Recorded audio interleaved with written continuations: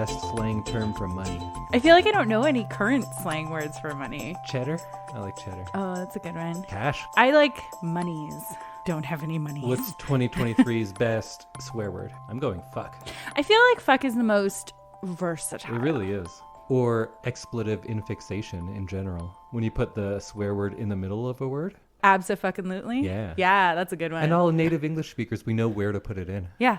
I wrote a paper on that once. Oh, that's fun. What's 2023's best mythological creature? Wendigo. Or Skinwalker. Like one of I the feel two. like I'm a big Wendigo fan, of course. Mm-hmm. We talk about them a lot. But I think 2023 was the year of the Skinwalker. Yes. They're Absolutely. coming back. What was your river of the year?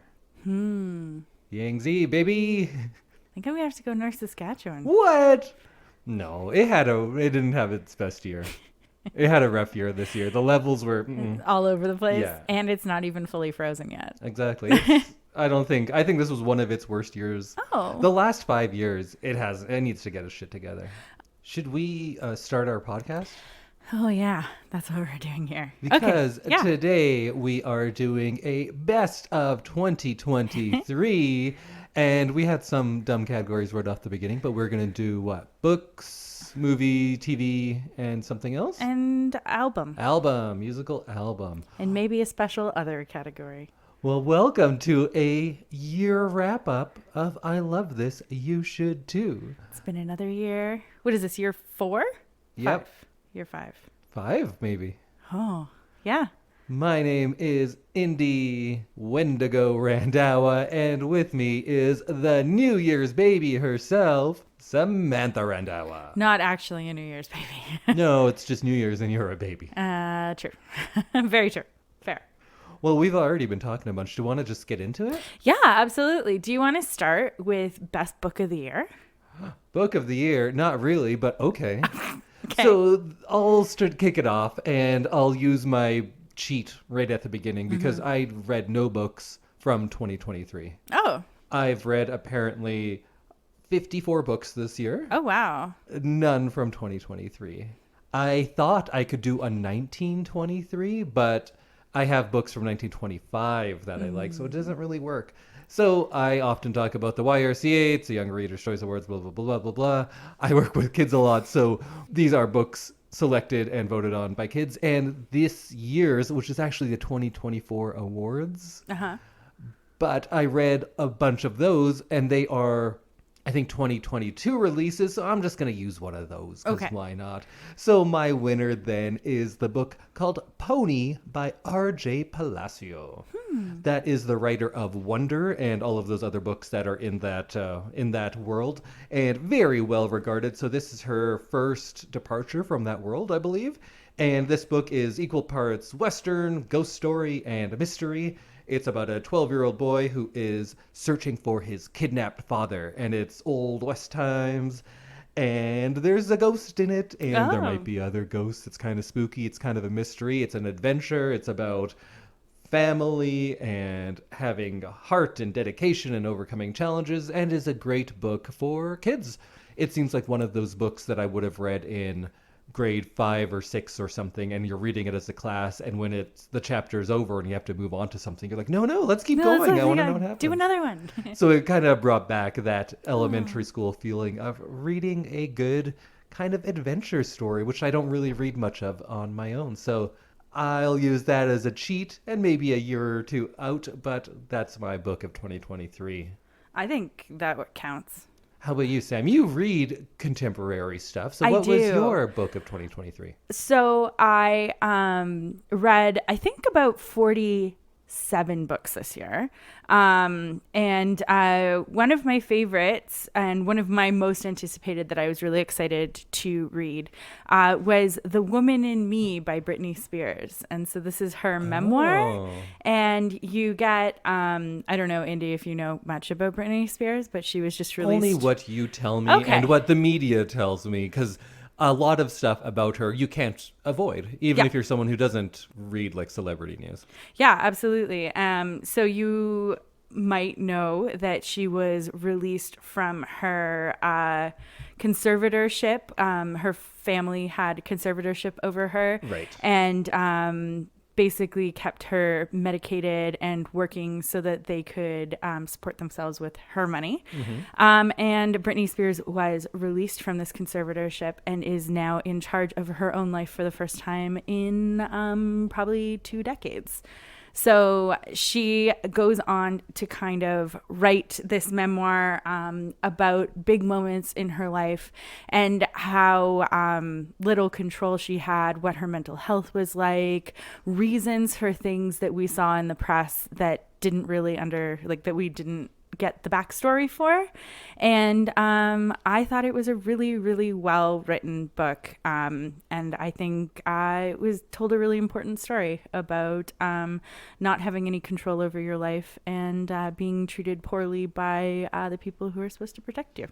Those dicks. Yeah. Her dad, right? Is that her the dad, joke? her Mom? sister, her mom. Yeah. Basically all of them.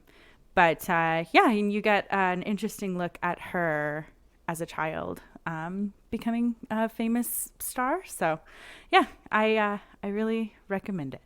What's it called again? The Woman in Me. In Me or And Me? In Me. Check it out. It came out in October, and it's a pretty quick read. It's only 288 pages long. Oh, and you probably listened to it? Correct? I did. Does she read it? She doesn't. Oh, so that's I a was a shame. little bit surprised. She reads the foreword, which was really good, but she says that all of this stuff is just a little too fresh for her to be able to read the full book out loud in her own voice. So Sure. she had someone else read it. And I thought the narrator that they picked, or I guess the voice actor that they picked, I think it worked really well.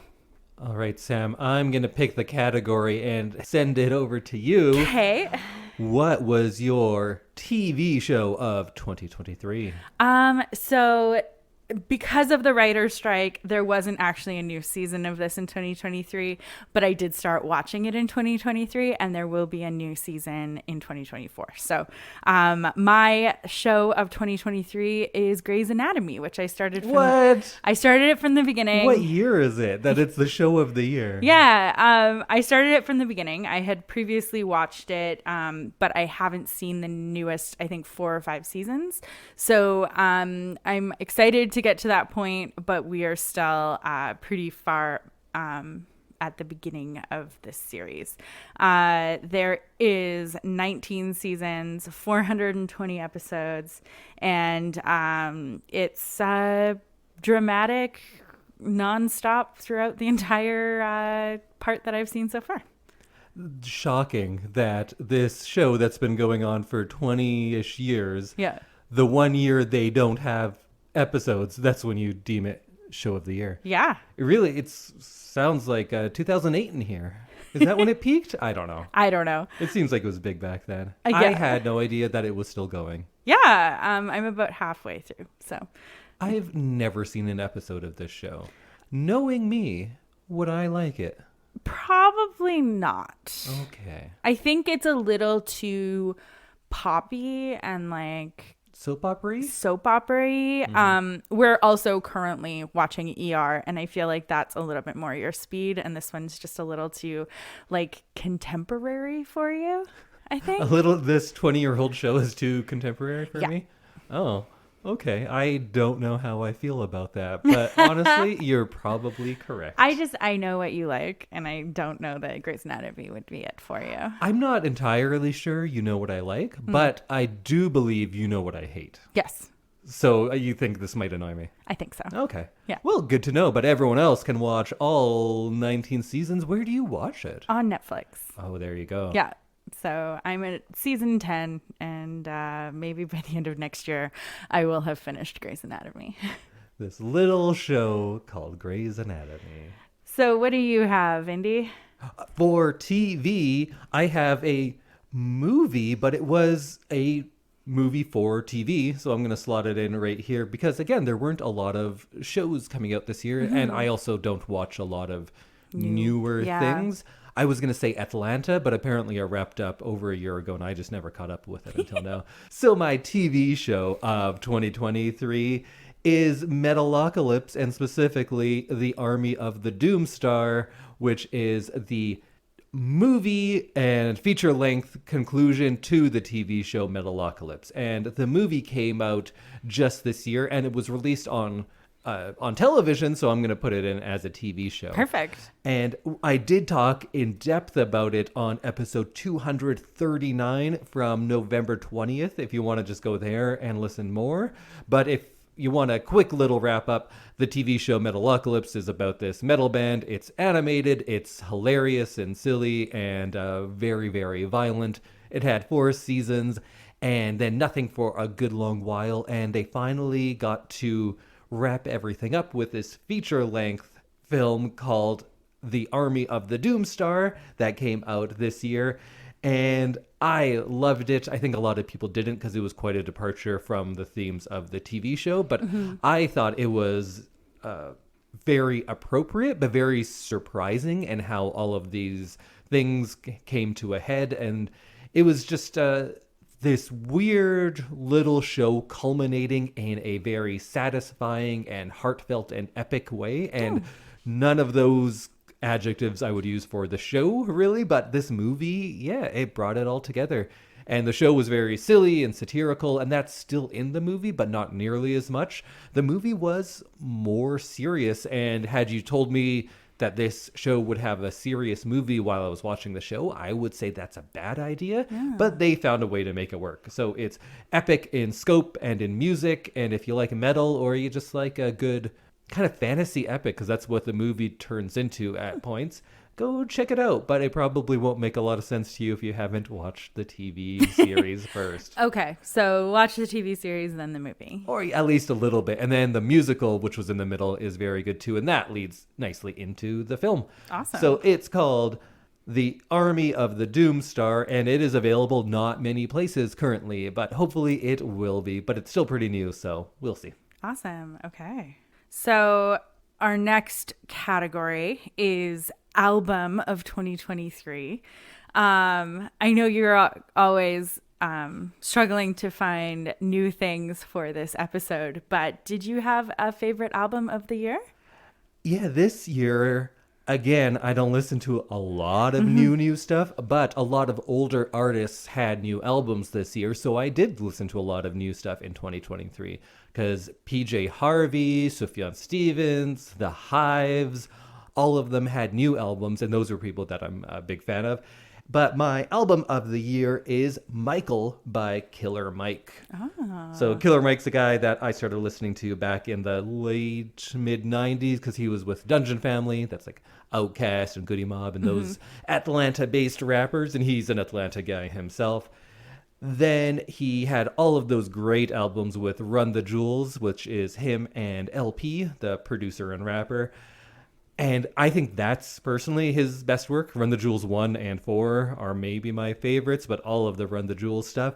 But this year he put out his first solo album in over 10 years, and it's called Michael, and it has a cute picture of him as a chubby 10-year-old boy on the cover.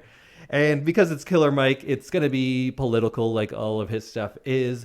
But because it's his first solo project in so long, it's much more personal than some of his other stuff is, because you can't really monopolize and tell stories about your own youth and growing up and all of that sort of stuff when you're with a bunch of other people, right? Because, you know, you have to kind of fit the themes a little more. It's not personal, yeah. Yeah. So he gets a chance to do that on the album Michael a lot more.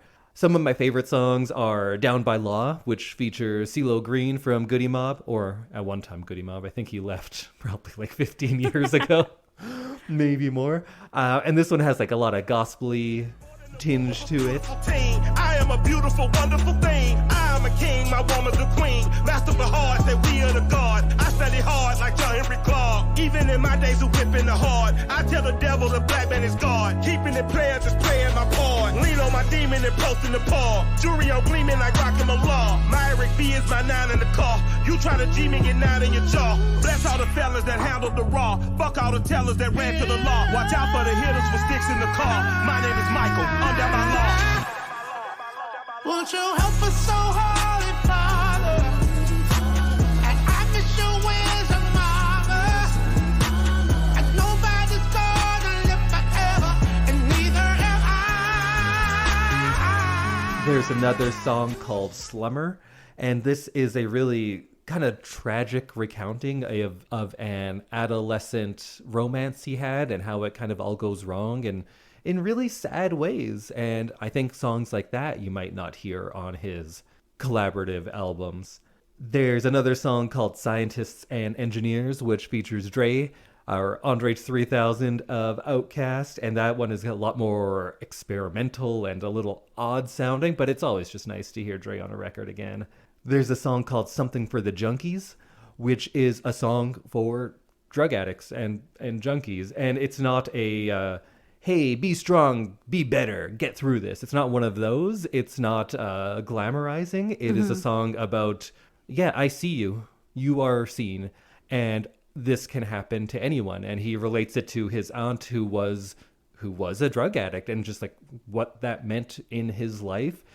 And in the song, he has these ideas of if you are dismissive of addicts, you are in a way making the same mistake they did. They got there by not taking things seriously, by not realizing the weight of something. And if you're just like, it's an addict, or you could be better. If you're doing that, you're kind of guilty of a similar thing, just from the other side of it. And that was an interesting way to look at that. And he has this song called Motherless, where he is talking about how his mother didn't raise him, but rather his grandmother did, and what that was like. And now, as an older man, living in a world where both of the two women in his life who had raised him are not with him anymore. My mama dead, my grandmama dead. To keep it honest, I get depressed and be feeling scared. You see, I won't prepare and never will be. To think about your destiny, sometimes it kill me. You won't believe it, mama. I achieved it, mama. I turned these hating ass people to believers, mama. A black boy born to a teen, mama. Gets regarded as a leader by his people, mama. If God sent me back to normal to be next to you, I would gladly trade it off, cause I be missing you. I be missing hugging you, I be kissing you. I miss all the jewels and I miss all your wisdom too. Some days I be mean as fuck and I be meaner too. Fussing, fighting over fuck shit that be minuscule. Shay and Taj tell me that's just a Denise in you. And it's in both your daughters, Mikey and Anaya too. I guess that's something you get as an artist gets older. You get to hear these kind of reflections from a different point. So he's talking about not having a mother, and it's kind of sad too. So that is sad. It's a good record. Go check it out if you like that sort of thing. Honestly, if you don't like hip hop at all, you probably won't like this either. But I thought this was a good one. So go check out Michael by Killer Mike. Awesome. How about you? What were you listening to this year? So if you listened to our Folkfest episode, you know how much I enjoyed Ace Nabi, who was an artist that we got to see live and got to meet and chat with. So he released a new album called Here and Now, and it came out towards the end of the year after Folkfest, and it's six tracks, so it's an EP, I guess. Yes. And I think it just really continues the journey that Wotton took us on at the beginning. And I think it's a really interesting piece of music made by an Indigenous artist. How does this compare to his last record? Because I'm not familiar too much with the new one. Mm-hmm. So is it similar stylistically? It is. It is a little bit more kind of rock-ish, like it's a little heavier than some of Wotton was. Mm-hmm. But it still has that big kind of feeling that songs from his previous album, like We Were Here, give you in that like real emotional feel. Mm-hmm. So I really enjoyed listening to this. I don't think I've given it enough time to really be able to say like what my favorite song was. But currently on his Spotify, the #1 song from this album is called Here and Now. 1,000,000 times could have set things straight, but I didn't try. Didn't know what to say. I missed the times, just a child in the grass, not a care. Wish it could have lasted. Why does my mind skip like a star?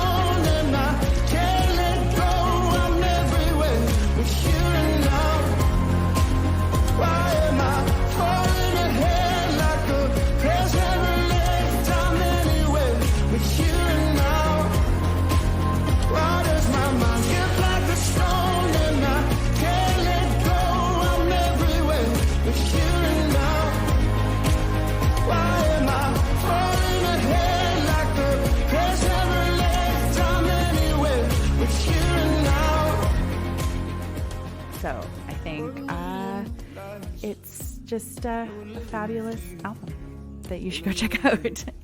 All right. What's it called again? It is actually called Here and Now. And I think it's available like pretty much everywhere because he's a pretty lower mainstream artist now. All right. Well, let's round things out with Sam. What's your movie of 2023? Well, I'm going to jump on the bandwagon Oh, here. I think I know. The bandwagon or the pink convertible? Definitely the pink convertible. My movie of the year was Barbie. And I feel like most people who saw it would agree with me. It's a fantasy comedy film directed by Greta Gerwig, and it is based on Barbie, the doll from Mattel. And I saw this movie with my mom, actually both times. And the first time I saw it, I laughed, I cried, I screamed, we were dancing. It was great. And we saw it in the theaters, and I feel like everyone was on this magical ride together in the theater. And then I just recently saw it again and had all of the same feelings, and it was just so fantastic. So there's a good chance that we will do it next year on the podcast, but I think everybody needs to see Barbie. And I'm included because I never saw it because first, I don't go to theaters much. And then I've been holding off because I feel like it's something we're going to do here. And Absolutely. I kind of want to go into it fresh. Yes. Yeah. So there's a lot of nostalgia, a lot of incredible costuming, and even some original songs. So I think everyone should see it. So, Indy, what is your movie of the year? Well, I am going with the one time I did go to the theater this year, and that was to see Spider-Man Across the Spider-Verse. Oh, yes. It was a very good movie. I agree. And we talked a little bit about it on episode 219 from July 3rd, if you want to hear more there and with no spoilers. But Spider-Man Across the Spider-Verse is the sequel to Into the Spider-Verse. It is the animated Spider-Man franchise that revolves around Miles Morales rather than Peter Parker. But there are many Peter Parkers in it. There really is. And there are many spider people and spider creatures in this movie too.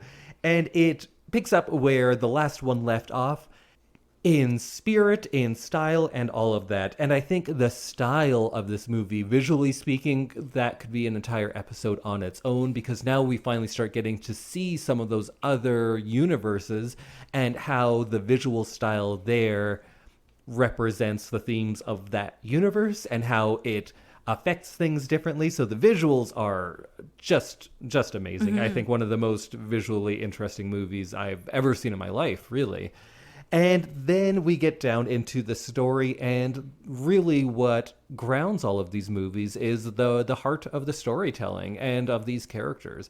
And they are all very easy to empathize with, or at least sympathize with.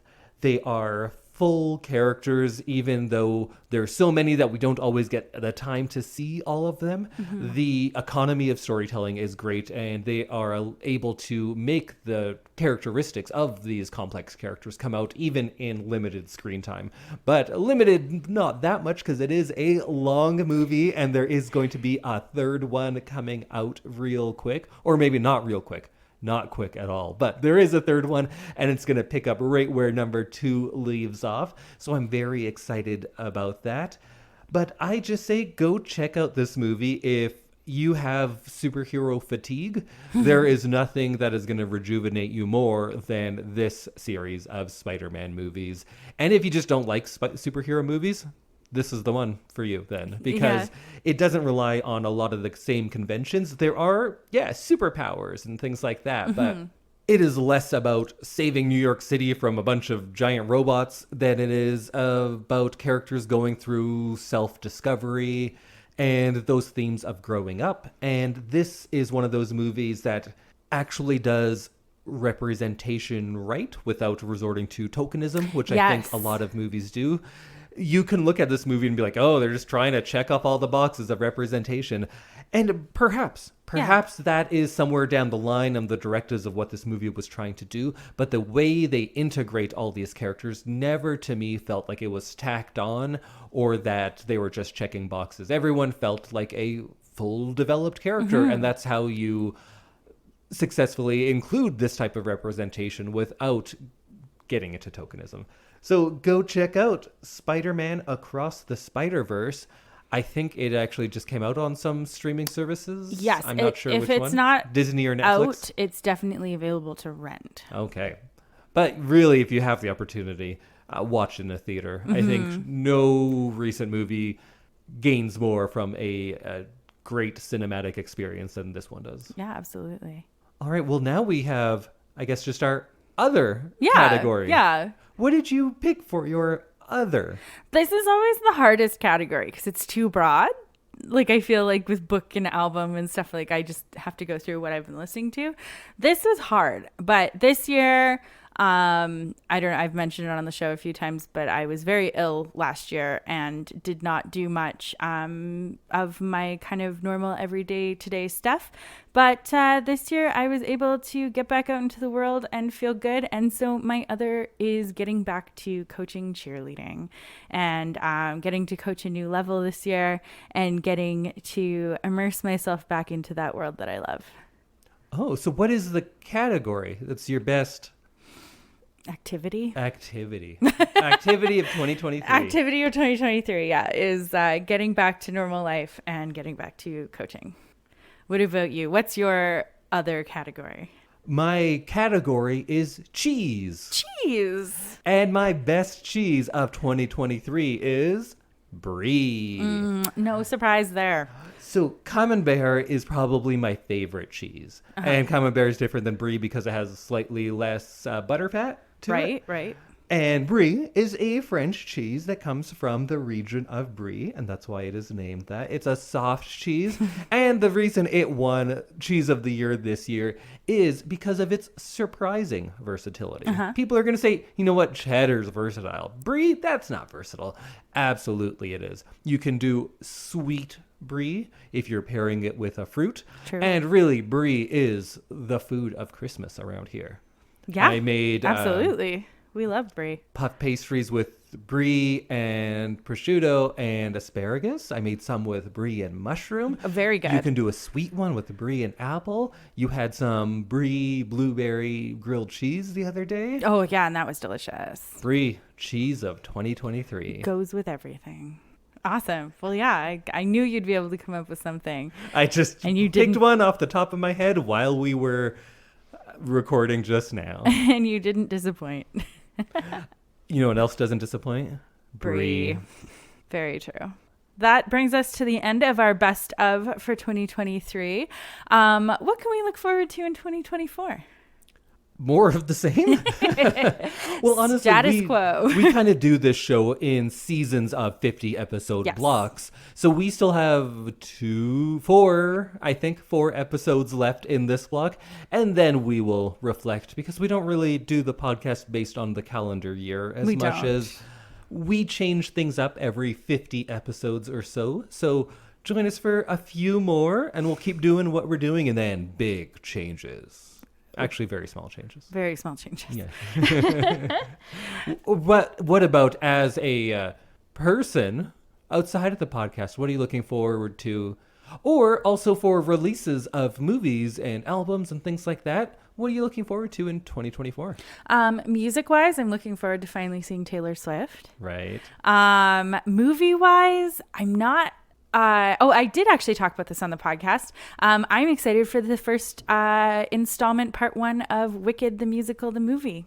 Wicked, the Musical, the Movie, part 1. Yes. Rolls right off the tongue. As well as the new Mean Girls, the musical movie. So there's some good musicals coming out this year, and I am very excited. What about you? I'll probably just go to the theater once or twice all year, but the things that might get me there are both kind of spooky ones. First, Beetlejuice 2 is coming out. Oh. I might hate it. I don't want it to exist, but I love one so much, I'm going to go watch it. Right. And another, because we only do remakes and sequels, the other one is Robert Eggers' version of Nosferatu. Robert Eggers, director of The Witch, that we did not too long ago on the show here, is doing a remake of Nosferatu, which we did a year earlier on the show here. Which, go listen to both of those. Those were good episodes, both of them. Those were good episodes, yeah. Go listen to those. Absolutely. But now I want to go see what Eggers does with that. And I would not be interested in a remake of such a classic unless it were done by someone as obsessive and nerdy as Robert Eggers. So I'm very excited to see what he'll do with it. Okay. Very exciting. And yeah, we will be back with some more themed months for you.